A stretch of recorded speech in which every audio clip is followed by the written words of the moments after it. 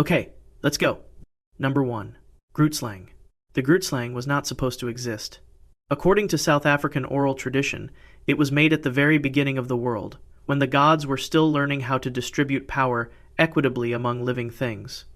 In their earliest attempt at creation, they built a single creature and gave it everything: the strength of an elephant, the cunning of a serpent, the lifespan of something that does not die easily.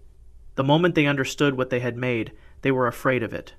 They resolved to split all future creatures of this kind into 2 separate animals, dividing the gifts that had proven too dangerous to concentrate in one body.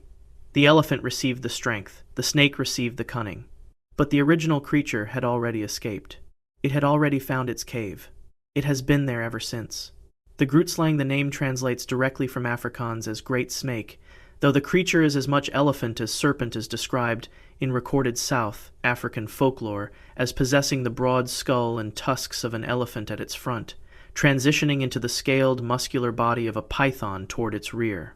Colonial-era accounts and early 20th century ethnographic documentation describe its size not in measurements but in scale comparisons.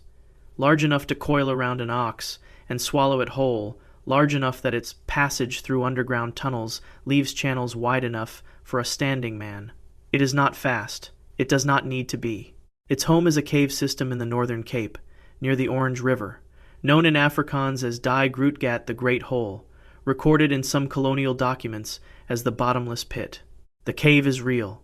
Wonderwork Cave, in the Northern Cape, is one of the most archaeologically significant sites on the African continent, with evidence of continuous human occupation extending back approximately 2 million years. The floor of the Grootslang's cave, according to tradition, is covered in diamonds and precious stones, accumulated over an existence so long that the creature has simply watched them collect around it, the way sediment settles at the bottom of a still river. The grootslang is not indiscriminately violent. It is transactional. Miners and travelers who enter its cave are not killed immediately, they are held. The creature understands the value of what lines its floor, and it understands that humans desire it. A captive can negotiate release by offering a substantial quantity of gems. Some accounts specify emeralds. The offer must be genuine, and it must be large. The grootslang is described as having a complete understanding of what a fair exchange looks like, and no patience for attempts to deceive it. Those who offer too little, or who attempt to leave without paying, are swallowed. The diamonds stay where they are.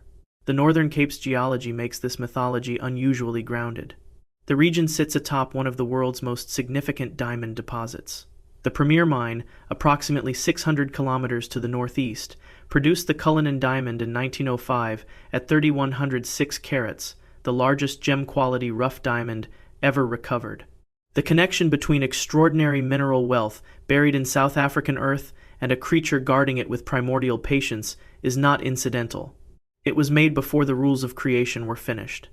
That is the detail the mythology does not allow you to set aside. Number 2. Kalakanzaroi. The Kalakanzaroi are grotesque goblin figures from Greek folklore, documented across mainland Greece, Crete, and Cyprus, with regional variations substantial enough that no 2 accounts agree entirely on their appearance. Some descriptions give them a single eye centered in a broad, flat face. Others describe long black tongues dragging along the ground, cloven hooves, bodies matted with coarse dark hair, and hands ending in curved claws. The name itself is disputed. The most widely accepted scholarly reading derives it from a corruption of the Greek phrase kalos kentauros, meaning beautiful centaur, deployed with complete irony, since the Kalakanzaroi are among the least beautiful figures in the Greek folk tradition. Nicolaus Politis, the 19th century Greek ethnographer who produced the most systematic documentation of the tradition, recorded dozens of regional variants across the Greek countryside and concluded that no single physical description could be treated as definitive. What all versions agree on is what the Kalakanzaroi do. They live underground. For approximately 350 days of every year, they do nothing except saw at the world tree, a great root system called skotati, in some regional traditions using an enormous bone saw, working in relays, working without rest, working toward the single goal of cutting through the trunk completely and collapsing the surface world into the void beneath it. They have been doing this, according to the tradition, since before recorded memory. They are, by any reasonable measure, committed to the task. The problem is Christmas. Between the 25th of December and the 6th of January, the 12 days the Greek tradition calls the Dodecamero, a liminal period of spiritual danger inherited from pre-Christian midwinter belief, the Kalakanzaroi are permitted to rise to the surface. They emerge blinking into unfamiliar light and do what their nature requires. Harassing travelers on empty roads, souring milk, riding sleeping people through the night, attempting to enter homes they cannot cross into without an invitation they will never be offered. They are disruptive. They are feared. And while they are on the surface for those 12 days, the world tree heals itself completely. The roots knit back together. The trunk seals over. When the Dodecamero ends on the 6th of January and the Kalakanzaroi descend again, they find the tree intact and begin sawing from the beginning. They have never come close to finishing. They will never come close to finishing. The work resets faster than they can complete it, and nothing in the tradition suggests they are capable of recognizing this fact or modifying their behavior in response to it. Scholars of European folklore connect the Kalakanzaroi to a broader tradition of midwinter spirits across the continent, dangerous entities associated with the winter solstice period, when the boundary between the surface world and what lay beneath it was considered dangerously permeable. The specific detail of the world tree places them within a cosmological tradition that appears across Indo-European mythology, including the Norse Yggdrasil, suggesting a shared and very old anxiety about what holds the surface world in place, and what might be working, even now, to cut it apart. They surface every December. The tree is always whole when they return. Number 3. Muki. The Muki comes from Andean folklore, documented most extensively in the mining communities of Peru and Bolivia, where it has been a fixture of underground tradition since at least the early colonial period. It is described as short well, under 1 meter tall, with pale skin, blonde hair, and blue eyes. This physical description, so deliberately unlike the indigenous Andean population, has been noted by scholars, including the Peruvian folklorist José María Arguedas, who documented the tradition in the mid-20th century, as carrying an uncomfortable colonial resonance. The Muki looks like the men who owned the mines. It lives in the deepest sections of the tunnels those men sent other people into. The tradition does not comment on this directly. It does not need to. The Muki inhabits the Ucu Pacha, the Andean underworld, the realm beneath the surface in pre-Columbian cosmological tradition, a concept that survived the imposition of Catholic theology by fusing with it rather than dissolving beneath it. A miner who encounters a Muki deep in a working tunnel has an opportunity. The creature can lead him to a rich ore vein in exchange for an offering. Coca leaves and alcohol are the standard payment. In some accounts, the miner's soul is the Muki's actual interest, with the ore vein functioning as an advance on a debt that comes due later. The arrangement has the structure of a deal that appears favorable until the moment it does not. The mines that generated this mythology were not abstract. The silver mines at Potosi, in present-day Bolivia, began operation in 1545, following the Spanish discovery of the mountain's deposits.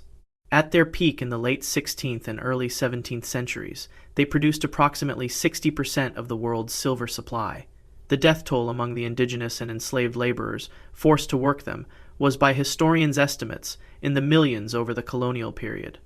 Anthropologist Michael Taussig, in his 1980 study The Devil and Commodity Fetishism in South America, examined how Andean mining communities developed mythological frameworks to process the violence of underground labor. The Muki was one of those frameworks. It did not emerge from nowhere. The most unsettling element of the tradition is not the bargain. It is what happens to children. Unbaptized children who encounter a Muki underground do not receive an offer. They begin to change. The transformation is gradual. They grow quieter, their skin lightens, they avoid sunlight, they stop eating normally. The process, as described in accounts Arguedas collected from highland mining communities, is slow enough that families sometimes do not recognize what is happening until reversal is no longer possible. The child does not die. It becomes a Muki. The baptism requirement reflects the Catholic and pre-Columbian syncretism that defines Andean folk belief. The Church's ritual functions as a literal barrier against a creature that predates the Church's arrival in the Andes by an unknown number of centuries. Miners in Peru and Bolivia still leave offerings at tunnel entrances before descending. The practice is not described by the people who maintain it as superstition. It is described as professional caution. Number 4. Alux. The Alux, pronounced Alush, plural Aluxoob, is a small spirit figure from Maya tradition, documented across the Yucatan Peninsula and into Guatemala and Belize, with roots that predate Spanish contact by centuries, despite first appearing in written form in colonial-era documents.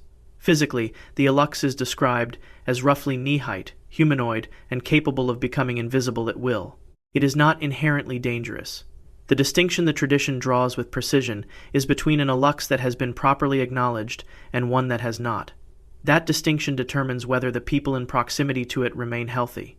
The Alux is bound to place in a way most folkloric creatures are not. It does not roam. It inhabits a specific location, a field, a stretch of forest, a cave, and most significantly, a cenote. The cenotes of the Yucatan are natural sinkholes formed by the collapse of limestone bedrock over underground river systems. In pre-Columbian Maya cosmology, they functioned as entrances to Xibalba, the underworld, governed in the Popol Vuh, the Quiche Maya creation narrative, by a hierarchy of death gods with specific domains over disease, fear, and cold.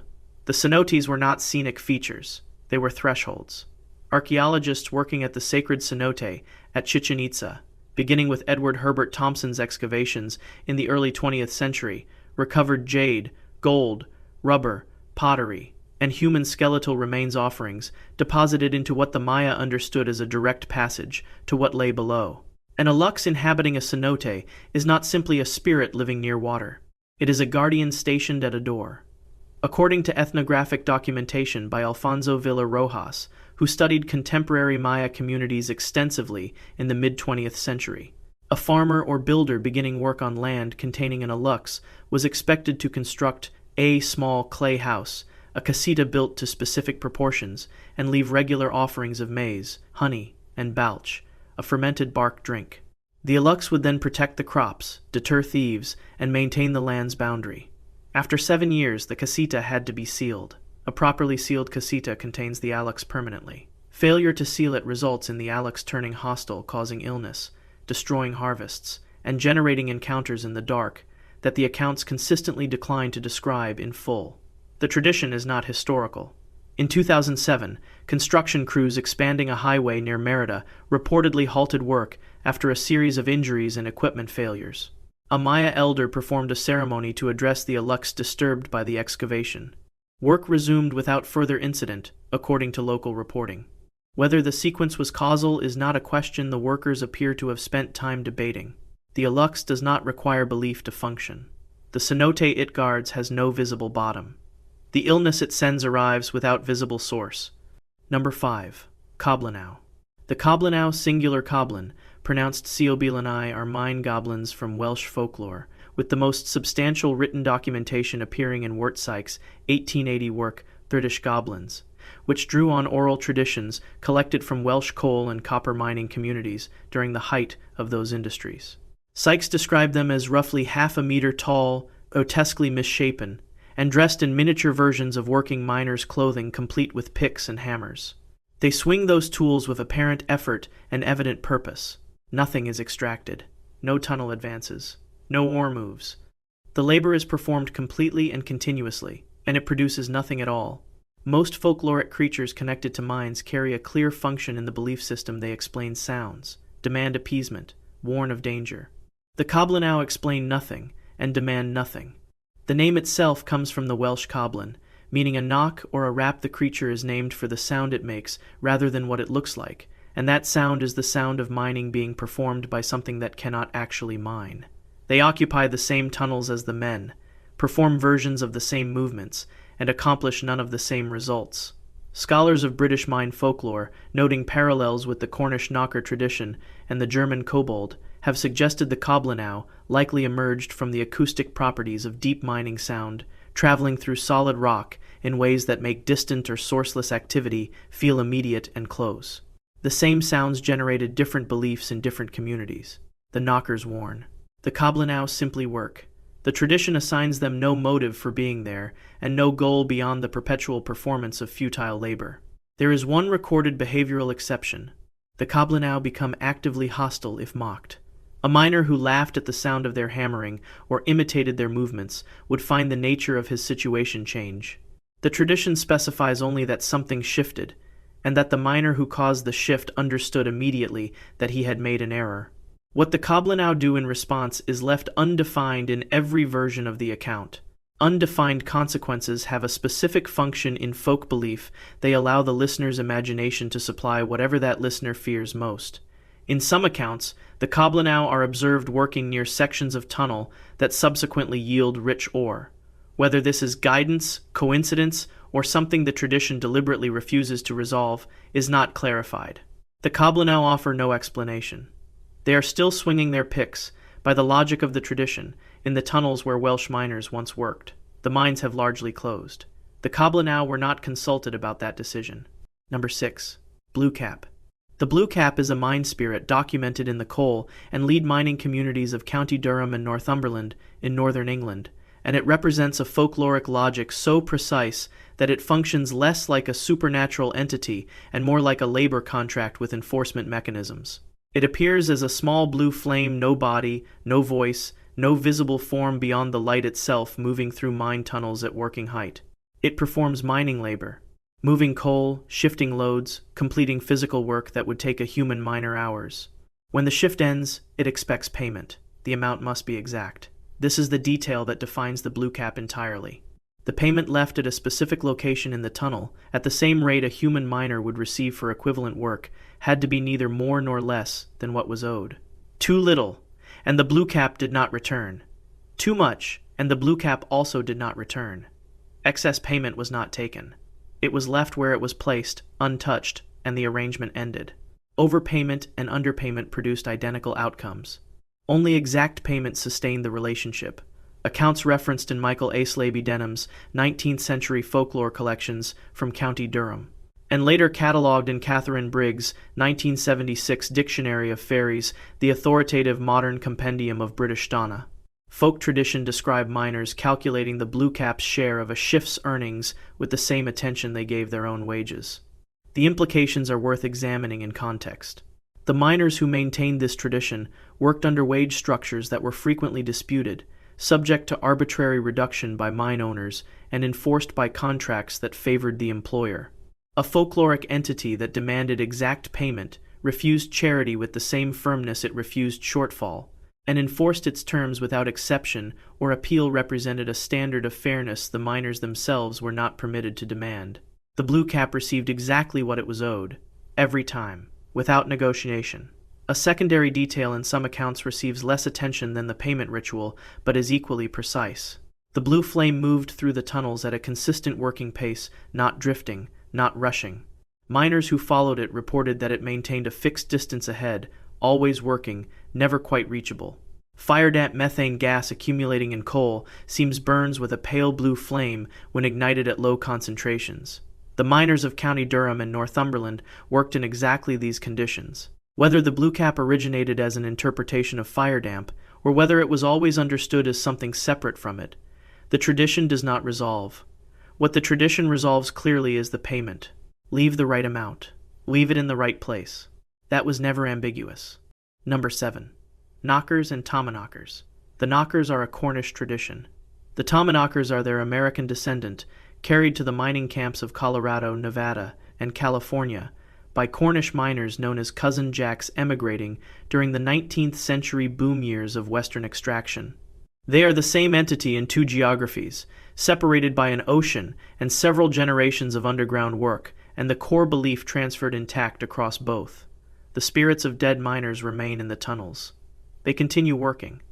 And when a cave-in is approaching, they knock on the tunnel walls to warn whoever is still living down there. The knocking is not ambiguous in the tradition.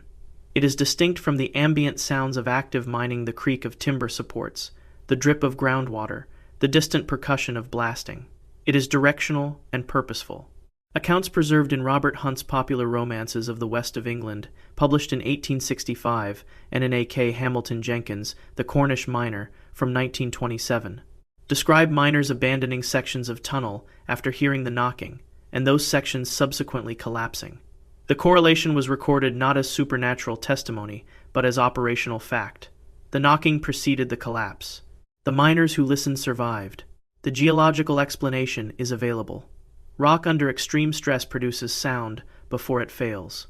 Pressure shifts in a tunnel approaching structural collapse create audible cracking in the surrounding stone minutes to hours before the failure becomes visible. A phenomenon geologists call rock burst, the sudden fracturing of overstressed rock in mined-out areas, generates exactly the kind of directional, sourceless percussion the knockers tradition describes.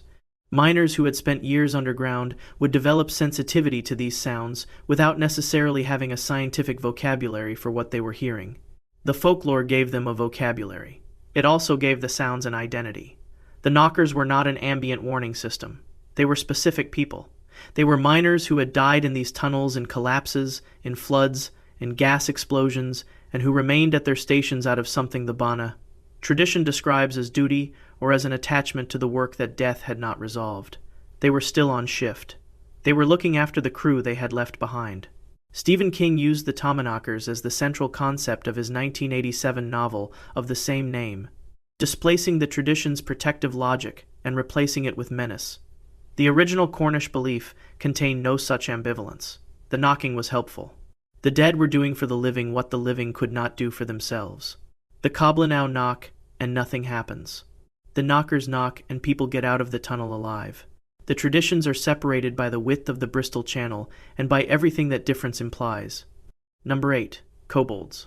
The kobold is a German tradition with documented roots extending to at least the 13th century, when the Middle High German term kobold appears in written sources, describing spirits attached to a specific location, a household, or a mine whose behavior toward the humans sharing that space depended entirely on how those humans conducted themselves.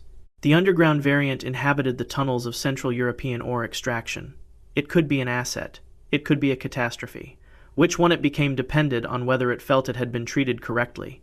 The difficulty was that the tradition never provided a precise list of what correct treatment required. When a kobold was satisfied, the mine prospered. Ore appeared where the kobold directed. Tunnels remained stable. Equipment held. When a kobold was not satisfied, when a miner had been careless, dismissive, or had failed to observe the practices the tradition implied without specifying consequences, followed in sequence. Tools disappeared. Ropes snapped. Tunnels flooded without explanation. In the most serious accounts, the kobold actively directed miners toward unstable sections, toward worked-out seams, toward gas pockets. The Blue Caps' terms were explicit and enforced through withdrawal. The kobolds' terms were implicit and enforced through escalation. Miners in the German silver and copper mines of the Harz Mountains and the Erzgebirge, the Ore Mountains. A name that is not incidental maintained behavioral codes around the kobold that functioned as comprehensive underground conduct.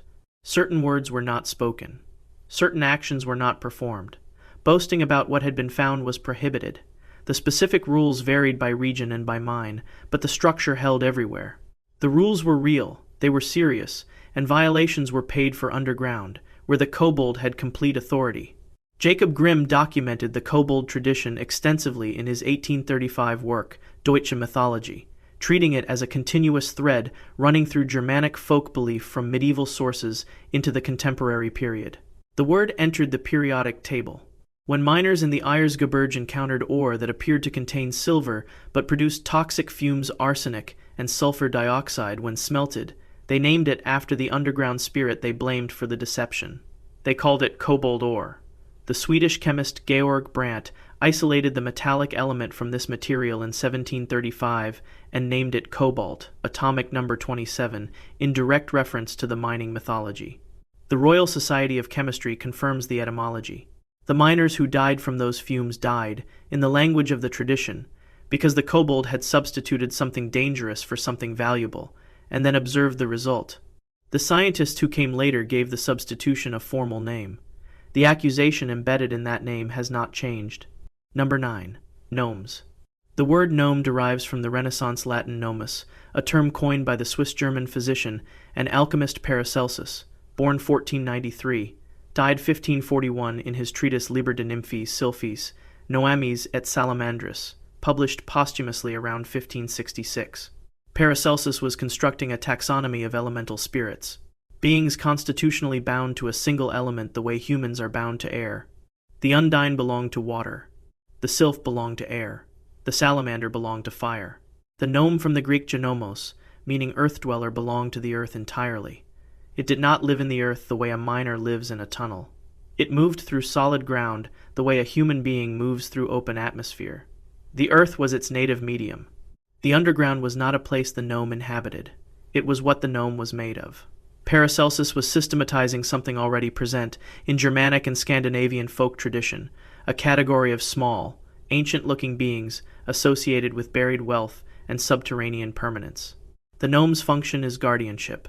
Not the aggressive guardianship of the Grootslang, which destroys intruders, and not the conditional guardianship of the kobold, which requires ongoing behavioral negotiation.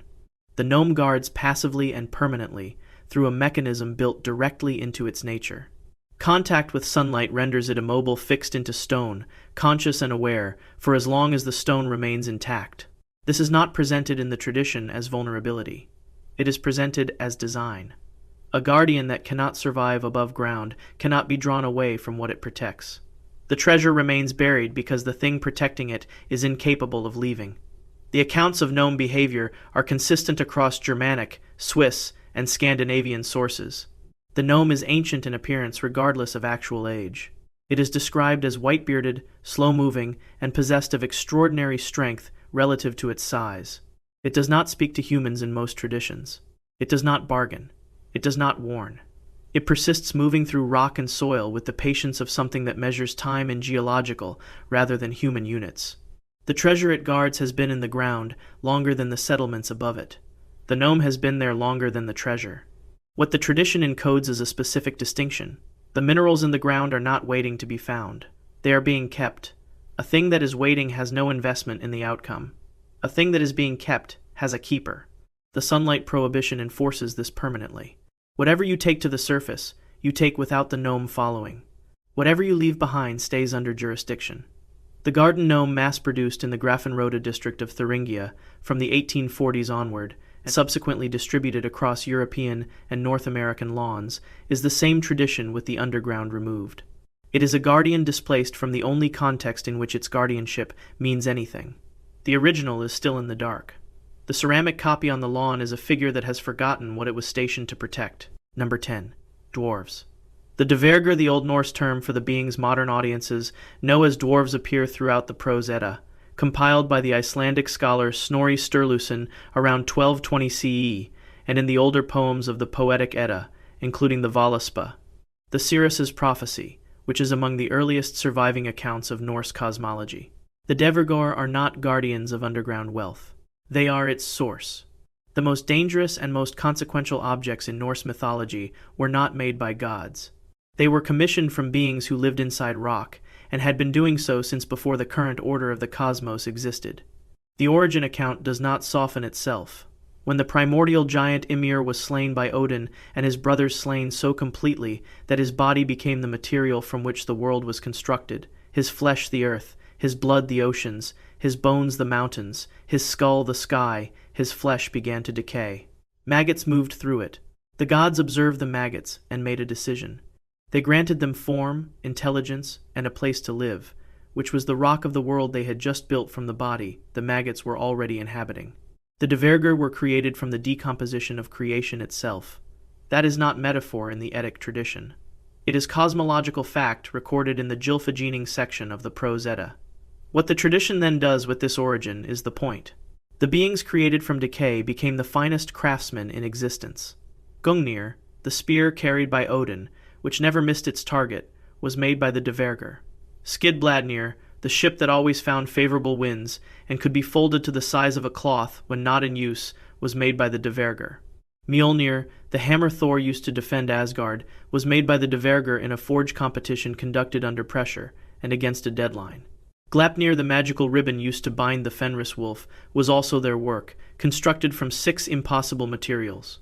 The sound of a cat's footstep, the beard of a woman, the roots of a mountain, the sinews of a bear, the breath of a fish, and the spittle of a bird. It held. The Dvergr lived in Svartalfheim, the underground realm beneath the roots of Yggdrasil, and they did not leave it. Like the gnomes, they turned to stone in sunlight. Unlike the gnomes, they were not guarding the underground. They were producing things inside it that the world above could not exist without. The Völuspá opens with a catalogue of Dvergr by name Nori, Nain, Bifur, Bombur, Dane, among others. J.R.R. Tolkien, who held the professorship of Anglo-Saxon at Oxford and read the Eddas in their original language, drew directly from this list when naming his dwarves in The Hobbit, published in 1937. The name Gandalf also appears in the Völuspá, listed among the Dvergr. The Proto-Germanic root dwergaz is the direct linguistic ancestor of the English word dwarf, carrying the concept intact across more than 1,000 years of language change. The Dvergr began as maggots in a dead giant's decomposing flesh. They ended as the makers of the weapons that held the cosmos together. No other mythology assigns the underground a more consequential purpose than that. From the Grutslang's guarded cave in the northern Cape to the forges of Svartalfheim, every tradition in this list arrived at the same conclusion through different routes. The underground was never empty. It was always occupied, always working, and it had its own terms for anyone who entered it unprepared. If you want to see more like this, subscribe and leave a comment telling us where in the world you are watching from. If one of these creatures stayed with you, let us know which one below.